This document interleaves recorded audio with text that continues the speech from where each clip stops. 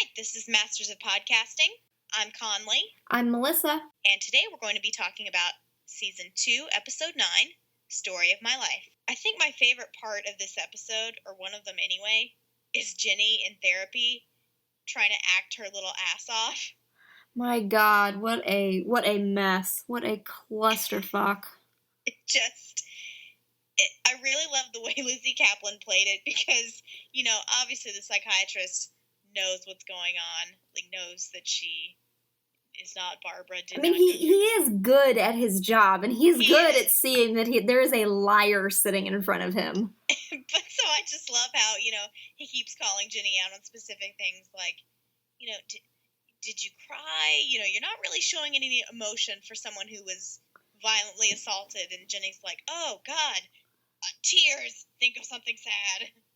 Yes, I cried so much, and it was horrible. I have so many feelings about this thing. Yeah, I get that she's, trying to come up with coping mechanisms and methods for Barbara to deal with the fallout of what's happened to her, but she is just going about in this thrashing method that she really does not see the consequences of her actions, as she so astutely notes, after she's been forced into self-reflection. But it's amazing to me that it's taken her this long in her life to develop a sense of self-awareness, I guess. Well, it's almost like she has enough self-awareness to, get into trouble, but then not enough to really think all the way forward and go, okay, these are where the mistakes are happening. These are the problem, causes. I find it very interesting that for someone who's supposedly so great at reading humankind, here she is just not knowing anything about herself. But that was a pretty nice moment later on in the episode when Libby and Ginny are sitting in the diner, and Ginny is kind of being her harshest critic, but she has gained something from the experience, and she does see something. Whether or not she will continue to take it forward is something we'll have to wait and see. What I thought was telling about it, too, is that later in the episode, she and Bill get into that series of arguments about, well, if we're going to treat dysfunction, we can't rush it. You're trying to rush it, Bill. Stop, being annoying. And here's Ginny, who's essentially doing the same thing, only on an emotional level. So, she recognizes there's a problem and that it's emotional triggers that are part of Barbara's issues with sexual dysfunction. But at the same time, Ginny's just like, oh, well, say the word no once, and then you'll be cured. Yeah, say the word no into the mirror, and suddenly everything will be okay again. And it's interesting that Ginny says no into the mirror very clearly, and I don't know, she could have tried to do the same thing to Bill when he propositioned her in the pilot, and yet things are infinitely more complicated than that. And I'm not making excuses for the awful, gross way that he introduced this concept of them participating in the study. It's just, it really is not that complicated, and you would think that Ginny would, or it really is that complicated, and you'd think that Ginny would, I don't know, recognize that more, given how complicated her own life tends to be. Right. She tends to have so many of these situations where, not necessarily if she would have said no, it would have been better, but certainly she would have at least had more agency in the way that her life and her career was run. Yeah, certainly. But, you don't always have the right amount of self-awareness and kind of perceptiveness in the moment, and so I think it's a little more realistic for Ginny in her own situation to, act the way that she's gonna. And, that's just kind of gonna be the way it is for her. Yeah, and I think that's why it's such an interesting contrast between her and Barbara, because, Ginny, while she might not have a lot of self-awareness, she has no lack of bravado and just complete disregard. I would say, not inhibition, that's not the right word, but you know what I mean. Yeah, sort of, I guess, she lacks the feeling of restrictiveness from society. It really doesn't hold her back in a real way, or if it tries to, she successfully tends to fight it off. But we're finding out more and more that it's not so much this kind of free-spiritedness. Yeah, free-spiritedness, as it is just her being like, fuck it, I'll do whatever I want. Damn the consequences. And then realizing later, well, wait a minute, that wasn't such a great idea. No, that was important. So it's not so much this Hollywood girl power thing as it is like, oh, I'm actually really terrible at making decisions and I should not be, doing things like this. Well, I like that it's kind of this perverse carelessness. That's a good way to put it. Because, I think that's really fascinating, both from a character point of view and then for a female character to exhibit that. Because a lot of times, even when we have female characters who are reckless in different ways, it's usually portrayed as this very carefully thought out or just completely mad, sort of insane type of instinct. So it's either like extremely rational or extremely irrational. I just keep thinking the word "it" in my mind, going back to Mr. Sigmund Freud. Are there any particular examples that you're thinking of? Well, the one that I'm thinking of, it's actually a show that got canceled after like 5 episodes, but I don't know if you saw any previews for Black Box with Kelly Riley. Okay, well, essentially, and this is a terrible show. I watched like a quarter of an episode and couldn't take it. And it had Vanessa Redgrave, so that tells you some stuff. Oh, dear. But anyway, so Kelly Riley in this show was a doctor who had it all and, the perfect life, but she supposedly was bipolar. I don't think the writers knew anything or researched anything about bipolar disorder, because all it was basically like Kelly Riley being a brilliant doctor, and then the next second was Kelly Riley making terribly risky decisions. Oh, yeah. So it was just like sort of pathological actions. So it wasn't even just carelessness. It was just like, we need her to be crazy. Let's have her be crazy, but in a fun way, but not in a fun way. I see.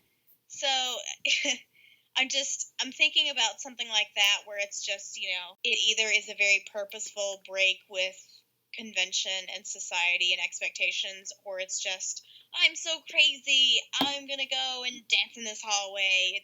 There's not really, I think, a lot of female characters or shows where someone like Ginny is allowed to exist who is careless, but at the same time has her shit together in a way that you wouldn't think someone who was as I almost said risk averse, but like risk proactive, I guess, is what I'm looking for here. Mm-hmm. You wouldn't think that a character like Jenny would have as much of her life together as she does, considering how little self-reflection she has done and how many times she's kind of been in the same cycle of highs and lows. Yeah. So let's talk a little bit about kind of the developments with Barbara. Yeah, I know we talked earlier about some of the revelations that came forward later in the episode, but what are your initial thoughts on Barbara, just as far as the way that they're deepening the character? I mean, it's not a pleasant thing. It's not delightful in any way, but it is an intriguing twist. And it wasn't necessarily one that I saw coming, because it's not necessarily one that naturally follows with, I guess, the convention of the narrative, if that makes any sense. I didn't see it coming from, it wasn't like a huge, oh my God. I mean, in a way, it is a shock, but it's not outside the realm of possibility, but it also wasn't like it was hanging around on the wall behind them, being like, hey, look what's going to happen. Like, it was kind of like, oh, wow. Huh. And I really like the way you put it earlier, that the way it's presented in the show, it's kind of like Schrodinger's cat, because I think either version of Barbara's story is equally plausible, terrifyingly depressing. Right. We really don't know which one is the truth, because we're hearing all of this secondhand from Barbara. We're sort of in Virginia's position of being bowled over by this new information that we weren't expecting, because now the entire story has changed. And, there's... And by the story, I just mean the current narrative that Barbara as an adult is giving, not necessarily the fact that her brother is telling her, well, no, you were the one who instigated all of that. And yeah, we can't, we don't have any insight into who Paul is or what Paul is like, or if it's feasible that he would lie to her and manipulate her. I think there were some people who just naturally assumed that that was the case, that he must have.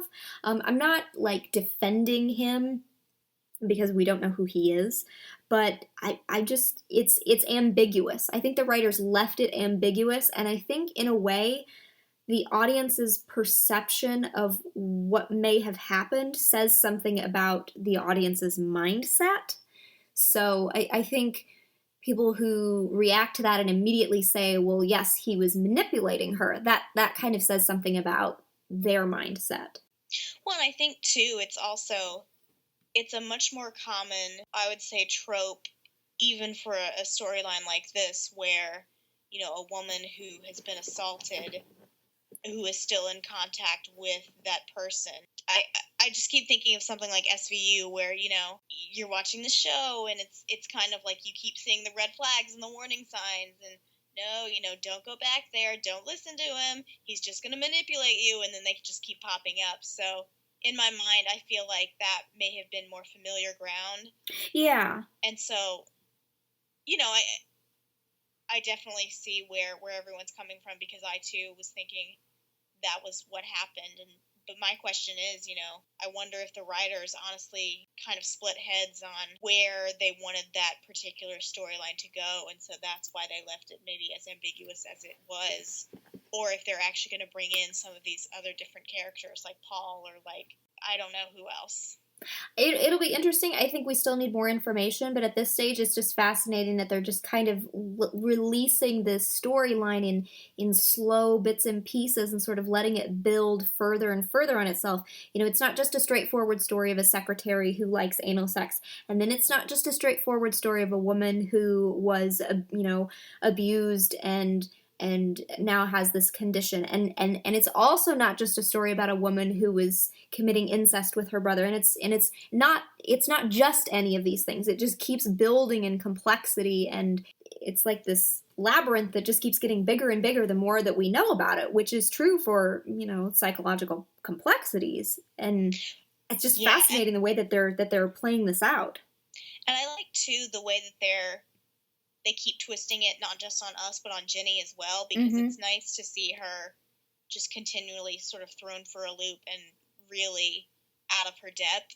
And I think the moment when Barbara comes back and says, I went and talked with my brother just like you told me, is the exact moment where Jenny could, there's no way that she can go back to that psychiatrist and be like, oh yeah, by the way, I went to go talk to my brother, and he says that I did it. Like, it's just, it's been severed. That avenue of possibility, I feel like, is just cut off. Like, there's no way she can go back to him with this new information and try to claim that, new developments without, she's not going to have any ring of plausibility there, given the interactions that he's had with her so far. I mean, well, she could barely muster up enough emotion to be like, yes, this terrible thing happened to me and I was assaulted. I love Jenny, but acting was in the psychiatrist's office just was not her strong suit. She just kind of stared coldly and, tried to muster up some emotion, but didn't work as well as she had hoped. Yeah. Do you have any more to say about Jenny and Barbara? No, I had a point that I was vaguely thinking of earlier, but it has since left my brain, so...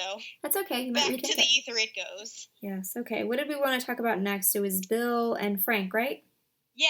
So let's talk about kind of Frank's... What did you think of his decision to drag Bill to... Well, I guess drag is a strong word. To take Bill to his AA birthday party and... Well, not tell him the exact truth about what Bill was getting into, and the fact that Bill did choose to leave in the middle.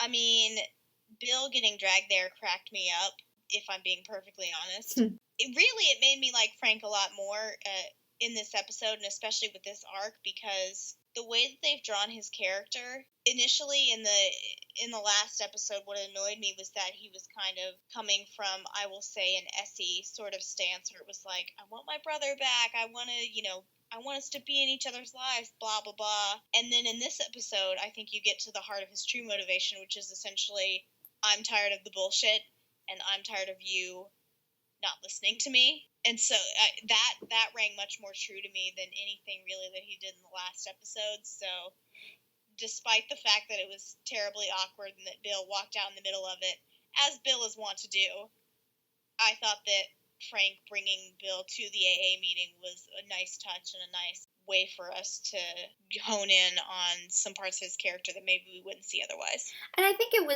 Frank's heart is in the right place, but the fact that he has spent so much time away from his brother, he fundamentally does not know who Bill is, and that Bill is never going to somehow join up and get into this confessional mode in front of a group of people. That's something that's explicitly reserved for someone that he can trust on a very deep and personal level, and that's just not Frank.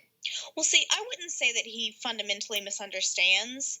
I think he does understand parts of Bill, so, like, obviously he knows Bill is not going to talk about feelings and that Bill will not go to this confessional meeting unless they don't tell him what it is. But at the same time, you're right in that he still really has no good way to deal with his brother and have any relationship that isn't just fraught with tension. I did notice a very strong and noticeable shift in Frank's character, I guess, after they went to the AA meeting, because in the last episode there's this big chilliness between the two of them, and it's very much played like they're professional colleagues entirely for the reveal at the end of the episode that, oh my God, he's his brother. But in this episode, I don't know how much time has passed necessarily, but clearly Frank is more comfortable being around Bill, even though Bill isn't quite reciprocating. So we really do get the true nature of Frank as I thought he probably would be, as more of a performer type or more of kind of a wild child in a sense. Out for attention. Definitely. Yeah. He has that element of just, living his life in view of others and sort of that performance piece that Jenny also does very well. So I was glad to see that we got some of that characterization out of him, because that makes him make more sense. Well, and I really liked the contrast there too, because last episode it was too much. Oh, here are these two very staid men who are both doctors, and they're trying to draw all these similarities. And then here it was just like, nope, tired of that act. Here's really what's happening. I don't know what else to say about Frank. Yeah, other than that, I enjoyed his storylines. Oh, well, I thought it was very poignant, his exchange with Bill when Frank was telling him, Dad made me do all these things. He made me, walk home in the snow. And Bill got very upset and just kind of accused Frank of forgetting and not understanding, and then put it together that, wait, it didn't just stop because I left home. Right. And there is that very real moment when his voice cracks and he really does realize it for the first time, that it's absolutely true that Frank suffered just as much as in a different way, but as much as he did under his father's rule. So yeah, otherwise, I'm interested to see where they'll take this. But again, I can't think of much else to say about Frank this episode other than that I thought it was a great improvement. Yeah, and it'll be very interesting to see if their relationship improves. If based on what we've seen for the next episode, it looks like Bill is going to get a black eye out of Frank. So we'll see what happens. He does enjoy picking fights with people. It is one of his pastimes, I think. So let's see, who did we have next? Did we want to talk a little bit about Lester, or did we want to go to Libby and Pauline? Did you have anything specific that you wanted to say about Lester? Other than the fact that he was with the same girl who slapped Don Draper in season 4 of Mad Men? No. Look at you, picking up on the details. What can I say? You're a fan. Either that or I watch too much TV, something. Yeah, we looked her up before we started recording. It's Candace, and you noticed that it was her, and I was like, no, that totally wasn't her. Turns out it was. Clearly having a bit of typecasting here. Yeah, it seems to be kind of her wheelhouse. Yeah, I can't think of much to say about poor Lester other than that. I don't think their approach with this particular surrogate is going to reap any great benefits, clearly. Well, and I don't know what prostitutes would have been like or what their methods would have been in the 50s and 60s, but it certainly was a bit of a rush. She was... I think my where it all kind of went wrong was when she said, why don't you tell me what you like? And then it turns into, why don't you tell me what you like about me? She seemed to very much want to be kind of the centerpiece of the interaction in a way that doesn't suggest as much, I guess, carefulness as Betty sort of advertised her to be. Well, and I think maybe it was one of those things where, as clearly I'm thinking of the different ways that they sort of framed the problem of male impotence in this episode. And so, Jenny is saying, well, sexual dysfunction is emotional, and Bill's saying, no, it's just physical. Like, we just have to fix the stuff going on down there, and then, it will be fine. And really, I mean, you can kind of see the prostitute in this scene with Lester trying both of those routes and then eventually just deciding on something to the effect of, rush job. I think she sees where that could be an all-nighter situation if she just let it keep going the way it was going. Although that was very funny, Lester's debriefing. Sort of his I don't know the word you're looking for. Post-incident conversation. There's a really elegant way to put that, and it has completely escaped me. I get aphasia when I start recording. I hit that red button, and all the words I know just go right out of my head. It's terrible. His kind of, not breakdown in the sense of an emotional breakdown, but his kind of rundown of what happened. He has his recap. He has this immortal line, did she have another job pulling taffy at some point? Which just, I think, further cements her, like, she's talked up as something wonderful, but I don't think she's as good as they say she is. Maybe the men without sexual dysfunction don't notice. But... Maybe they like that. Maybe the judge enjoys a little taffy pulling. Do you want to move on? Let's move on. Okay. I really like the conversation that we saw between Libby and Pauline. Mm-hmm. I thought that was a really interesting way to frame not just Frank's alcoholism, but Pauline's place in his life. Yeah, she's very progressive within the relationship. She has a very clear role that she has sort of grabbed for herself by empowering him to go and seek help. She's empowered herself within their relationship. She's cut down on his lies. She's cemented herself as his ally rather than a nagging housewife type. She's made it happen within the context of a marriage in the early 60s. Yeah, and I really like how she talked about her own sort of progression, because at first it was just, well, Frank ended up in the hospital and I told him it's the bottle or me, and, I wasn't really sure who he'd pick, and then it goes from that sort of self-deprecating kind of humor that you see on a lot of different shows to something that I think is more genuine and very personal, which is, this gave me renewed purpose, helping Frank become more self-aware about his biggest demon, which is, alcoholism, and really helping him in this fight. It's not the perfect form of, agency in a feminist sense, but it has balanced their relationship, it seems like, and it has given her purpose for the times, which is important and interesting to see. Well, I think, too, it's really put them on more equal footing. Yeah. She feels like she is doing something which is not silly. It's very meaningful. It's very emotional and important. So that I think has helped them, through whatever bonding they've had to do to get to this point. But at the same time, it's also her being able to step outside this sort of silly little housewife type of roles, really establish, I think, a meaningful relationship despite all of these problems. Yeah, and were you expecting Libby to take Pauline's monologue and internalize it as a reason to start scrutinizing Bill? A little. Like, I wouldn't be surprised if that did happen maybe down the road, but I liked the way that it went as far as Libby turning that scrutiny on herself rather than onto Bill. Because I didn't really look at that speech and look at Libby and think, oh no, she's going to figure out that Bill's having an affair, or blah, blah, blah. I think really maybe the largest leap that she could make from that was, wow, Bill has been drinking a lot. Also, we haven't been having sex. Maybe he is drinking too much. Yeah, it was a nice kind of subversion isn't the word, but kind of a left turn. Yeah, it was a neat twist. Yeah.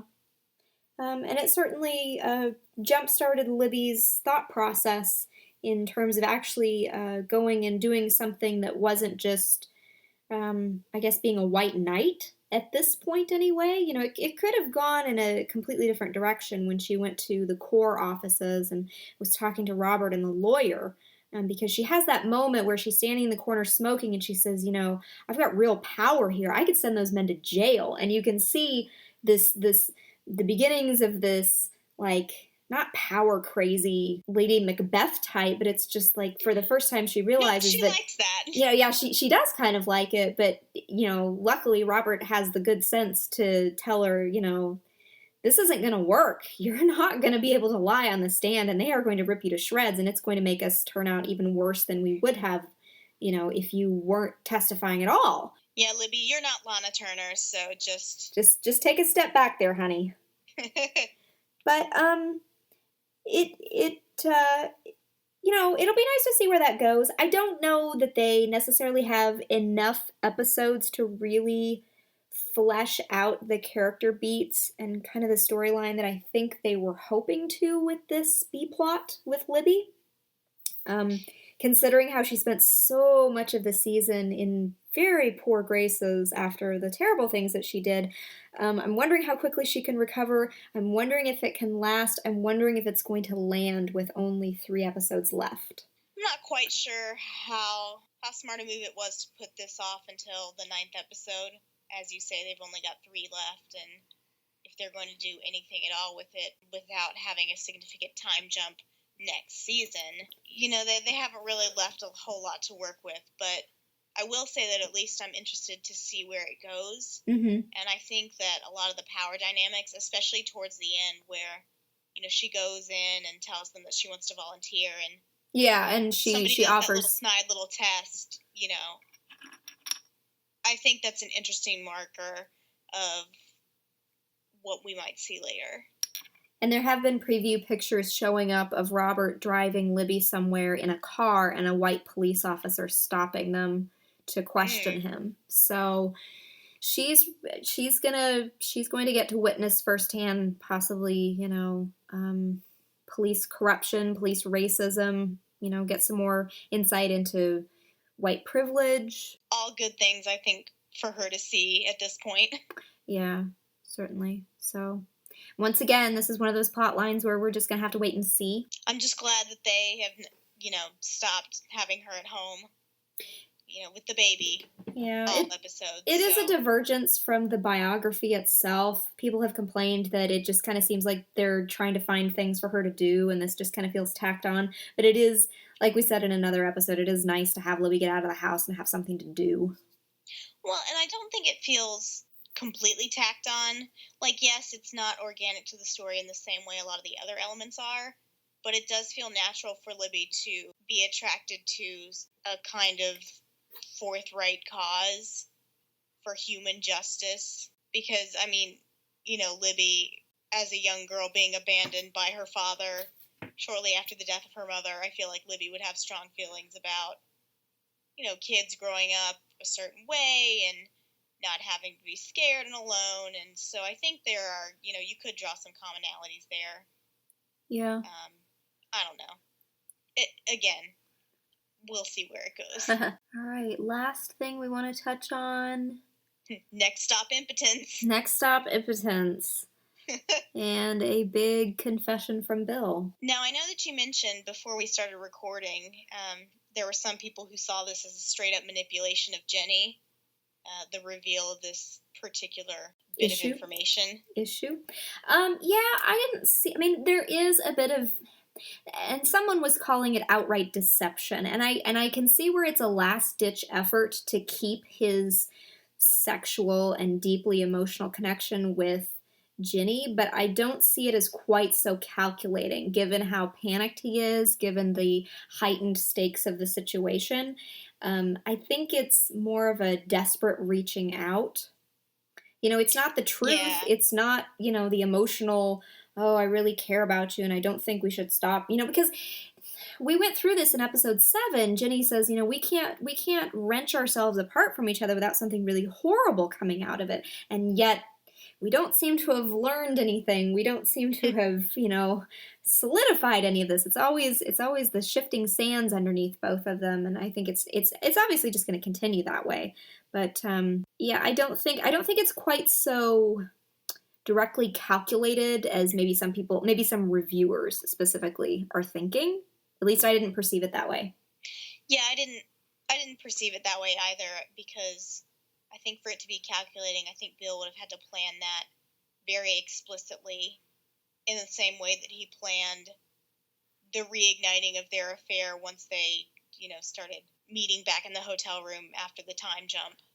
I mean, he very deliberately chose that moment, but at the same time, there's no other moment that he would have chosen. It would have been right before Ginny would have suggested, she was about ready to say, I think we should just stop altogether. Well, and I think, too, at this point, he has gotten so desperate as far as, he has told all the lies that he can tell as far as this is why we're not having sex. This is why we're only doing these things. This is why I am interested in researching impotence and dysfunction. So I think he's finally come to the point where he just doesn't know what else to try and what else to say. Well, and we certainly hope that maybe some of what Frank was saying kind of stuck with him. Like, it's reassuring, it's relieving to tell the truth and get it out there and come clean about yourself. The first step is admitting you have a problem. Well, I do hope that, he did take some of that to heart. And I think we're certainly meant to see it that way.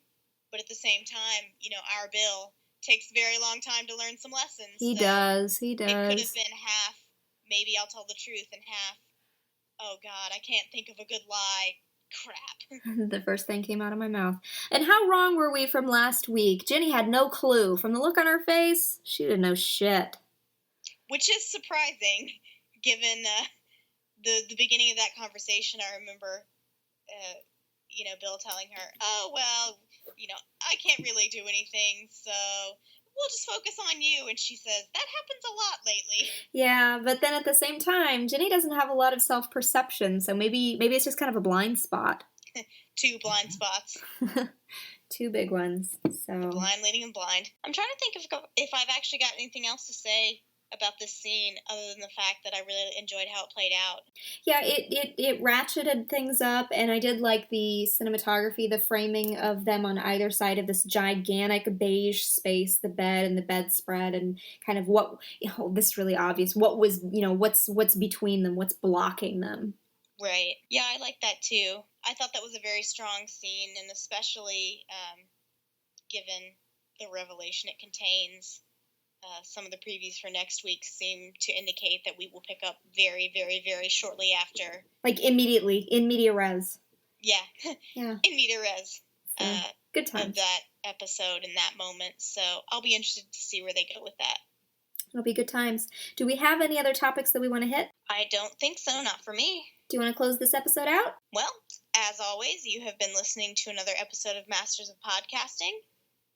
If you have questions or if you have anything you would like us to discuss on the podcast, please drop us a note in our Tumblr Ask Box. And that's fuck yeah MOS. I don't know. I just like to say that. It's always fun to say. Thanks for listening.